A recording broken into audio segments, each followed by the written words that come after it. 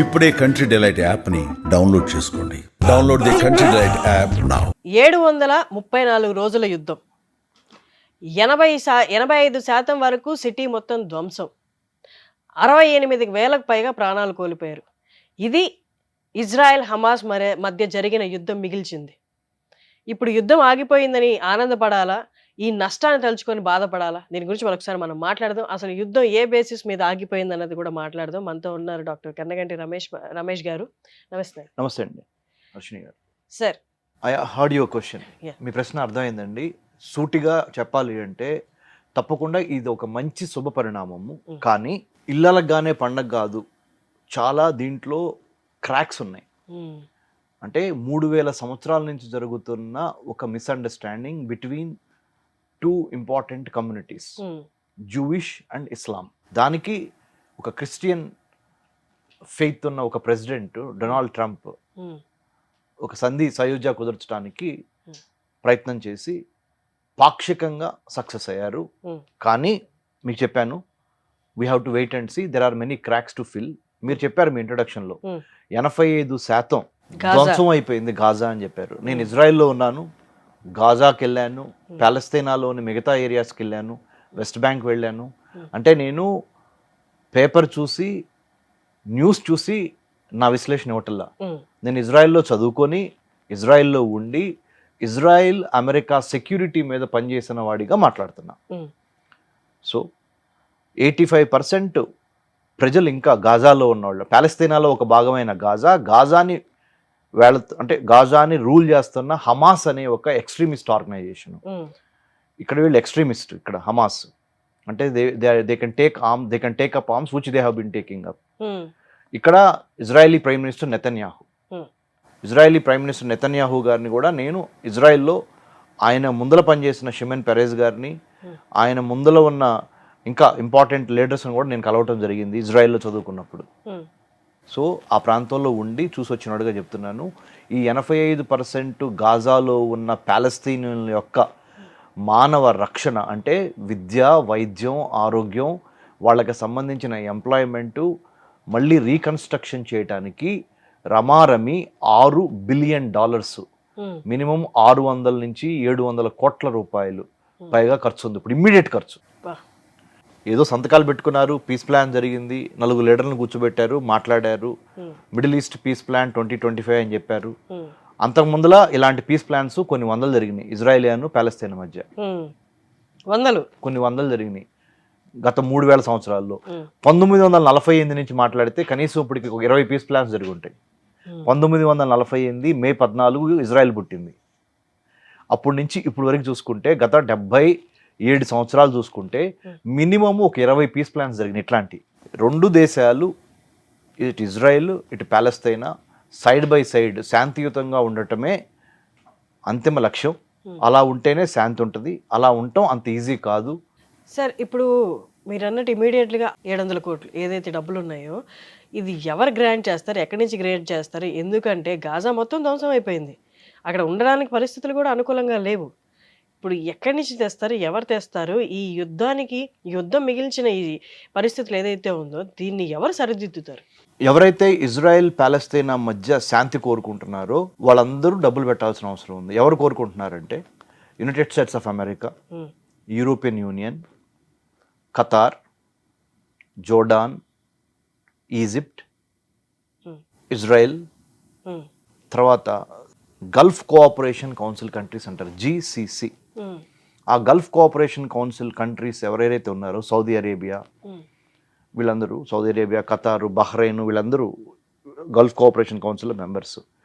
అంటే మధ్యప్రాచ్యం, మిడిల్ ఈస్ట్లో జరిగే యుద్ధము ఆపకపోతే దాని యొక్క ఆర్థిక నష్టము, ప్రాణ నష్టము, మిగతా నష్టాలు మిడిల్ ఈస్ట్తో స్టార్ట్ అయ్యి ప్రపంచం మొత్తం వ్యాపించే అవకాశం ఉంది. అసలు మూడో ప్రపంచ యుద్ధం అంటూ జరిగితే, మూడో ప్రపంచ యుద్ధము ఈ రెండు దేశాల మధ్య స్టార్ట్ అయ్యి ఇజ్రాయెల్ ప్యాలెస్తైన్ మధ్య, అది దావనం లాగా, అంటే ఒక లావా లాగా ప్రపంచం మొత్తం వ్యాపించే అంత పొటెన్షియల్ ఉన్న conflict Israel Palestine conflict.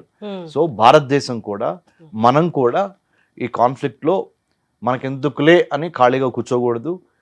Second largest ముస్లిం పాపులేషన్ ఇది ఇన్ ఇండియా.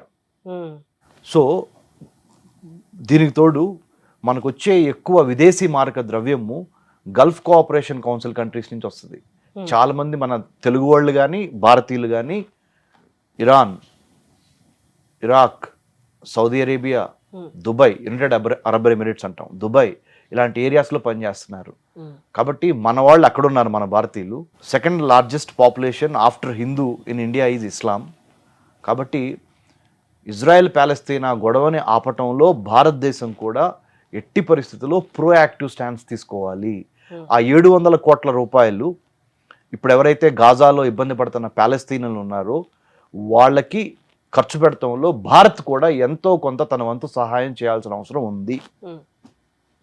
మీకు చెప్పాను, ఎవరెవరు 700 కోట్లు ఎక్కడి నుంచి వస్తాయని అడిగారు, చెప్పాను. అంటే మీరు అన్నారు 25 నుండి 100 సార్లు ఈ పీస్ మీటింగ్లు కానీ సీజ్ ఫైర్లు కానీ జరిగాయి అని. ఇంకా ఫ్యూచర్లో జరగబోవా? ట్రంప్ దానికి నేను మళ్ళీ మీకు నిదర్శనంగా ఉంటారా? హర్షిని గారు, మీకు మన సుమన్ టీవీ సాక్షిగా మళ్ళీ చెప్తున్నాను, డొనాల్డ్ ట్రంప్ మహా అయితే ఇంకొక 3 ఏళ్ళు అధికారంలో ఉంటాడు అంతే. ఆయన జీవితం అయిపోయింది, సెకండ్ టర్మ్ అయిపోయింది. అమెరికాలో 2 సార్లు కన్నా ఒక వ్యక్తి ప్రెసిడెంట్ కావడానికి అర్హత లేదు రాజ్యాంగం ప్రకారం. సో ఆయన ముగిసిపోద్ది. ఇలాంటి పీస్ ప్లాన్ మళ్ళీ కొత్త ప్రెసిడెంట్ వస్తాడు, మళ్ళీ 4 రోజులు కామ్గా ఉంటారు వీళ్ళు, మళ్ళీ ఇజ్రాయెల్ ప్యాలెస్తీన్ మళ్ళీ జరగకూడదని నేను భగవంతుని ప్రార్థిస్తున్నాను, కానీ జరుగుద్ది. ఇలాంటి పీస్ ప్లాన్లు ఇంకా ఎన్నో జరిగే అవకాశం ఉంది ఫ్యూచర్లో. ఎందుకంటే అక్కడ ఉన్న కాన్ఫ్లిక్ట్కి పూర్తిగా సమసిపోవాలి అంటే ఫస్ట్ ఇంటర్ ఫెయిత్ డైలాగ్ జరగాలి. ఇద్దరు ప్రెసిడెంట్లు కూర్చొని లేకపోతే ఇద్దరు ప్రైమ్ మినిస్టర్లు కూర్చొని రెండు దేశాల మధ్య మంచి సంబంధాలు పెంపొందించకుండా గవర్నమెంట్ టు గవర్నమెంట్ కాంటాక్ట్స్తో గవర్నమెంట్ టు గవర్నమెంట్ కాన్ఫిడెన్స్ వచ్చింది కదా అని పీస్ డీల్ సైన్ చేసామనుకో ఫెయిల్ అవుద్ది. అలానే జరిగింది గత 20. సో నా హంబుల్ రిక్వెస్ట్ సుమన్ టీవీ ద్వారా మీరు మీ సమక్షంలో నేను ప్రపోజ్ చేస్తుంది ఏంటంటే, interfaith dialogue between 2 communities 2 religions is extremely important. అంటే పరమత సహనాన్ని పెంచే విధంగా మనుషుల్ని హృదయాల్ని గెలుచుకునే ఒక కొత్త స్ట్రాటజీ వ్యూహము తీసుకురావాలి. WHAM అంటారు ఇంగ్లీష్లో. తెలుగులో చెప్పాలంటే హృదయాలు మనుషుల్ని కలపకుండా ప్రభుత్వాలు కలిసి మిలిటరీలు ఒప్పుకొని పీస్ డీల్ సైన్ చేసినంత మాత్రాన సక్సెస్ రాదు. WHAM అంటే ఇంగ్లీష్లో winning hearts and minds strategy. Winning hearts and minds. I have to win your heart and mind, then only I can have a peace with you. మన ఇద్దరు పైన కూర్చున్న 2 గవర్నమెంట్లు సైన్ చేసుకున్నంత మాత్రాన పీస్ డీల్ సక్సెస్ కాదు. కాబట్టి inter community, inter faith, inter religious are inter civil society, అంటే ప్యాలెస్తీనాలో ఉన్న సామాన్యులకి ఇజ్రాయెల్లో ఉన్న సామాన్యులకి మధ్య వారధి ఏర్పడాలి. సామాన్యుల మధ్యన సార్, సామాన్యుల మధ్యలో నరికిపోతున్నట్టున్నారు జరుగుతున్నది. వాళ్ళని లీడ్ చేసే లీడర్లు హమాస్ లీడర్స్ మధ్య ఇజ్రాయెల్లో ఉన్న నెతన్యాహు రైట్ ఎవరైతే ఉన్నారో. మంచి ప్రశ్న, మీరు మళ్ళీ మంచి ప్రశ్న వేశారు. ఎందుకంటే చెప్తాను, మీరేమంటారంటే leaders are deciding. 7th October 2023 Hamas అనే ఒక ఎక్స్ట్రీమిస్ట్ ఆర్గనైజేషను ప్యాలెస్తీనాలో ఉన్న గాజా ఏరియాలో ఉన్న హమాస్ ఇజ్రాయెల్లోకి జొరపడి 1400 మంది ఇజ్రాయెల్ని చంపి ఒక 300 మందిని బందీలుగా పట్టుకెళ్లకుండా ఉంటే, మీరు ఇందాక అన్నారు చూడండి 63,000 మంది చనిపోయారని, అది జరిగేది కాదు.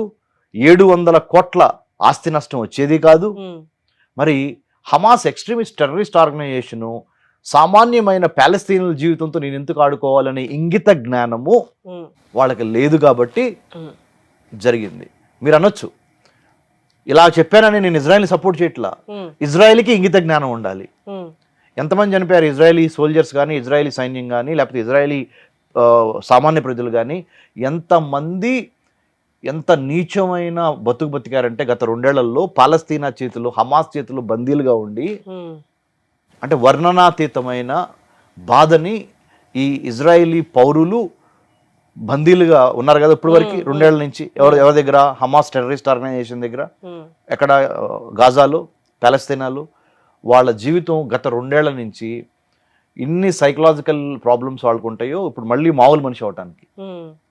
ఈ ఆర్గనైజేషన్ అనేది చిన్నది, మనకు తెలిసిన అర్థం ప్రకారం హమాస్ గురించి ఆర్గనైజేషన్స్ ఎప్పుడు చిన్నగానే ఉంటాయి, కానీ అవి క్రియేట్ చేసే ఇంపాక్ట్ చాలా పెద్దగా ఉంది. దాన్ని బట్టి మనం చెప్పొచ్చు ఈ organisations they are not they are on their own, they are led by someone they have been supported by, guided by, funded by other external elements.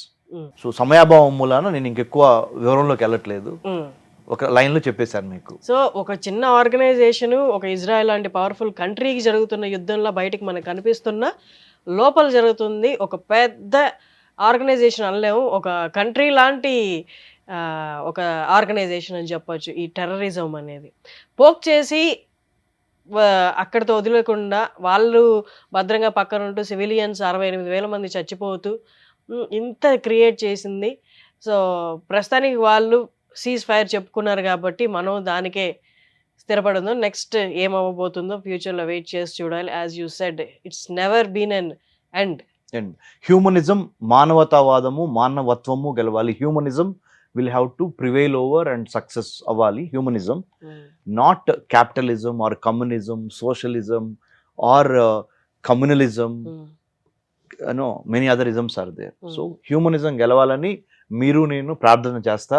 భారతదేశం కూడా ఈ యొక్క ఇజ్రాయెల్ ప్యాలెస్తీనా కాన్ఫ్లిక్ట్లో చాలా ఇంపార్టెంట్ రోల్ ప్లే చేసి కాన్ఫ్లిక్ట్ని తగ్గించి శాంతిని నెలకొల్పడంలో భారతదేశం కూడా చాలా ప్రోయాక్టివ్గా ఉండాలి. లేకపోతే అక్కడ ఇజ్రాయెల్ ప్యాలెస్తీనా మధ్య జరుగుతున్న గొడవ యొక్క ఆర్థిక, రాజకీయ, సామాజిక ప్రభావము భారతదేశం మీద పడి భారతదేశాన్ని కూడా ఇబ్బంది పెట్టే పరిస్థితి వస్తుంది.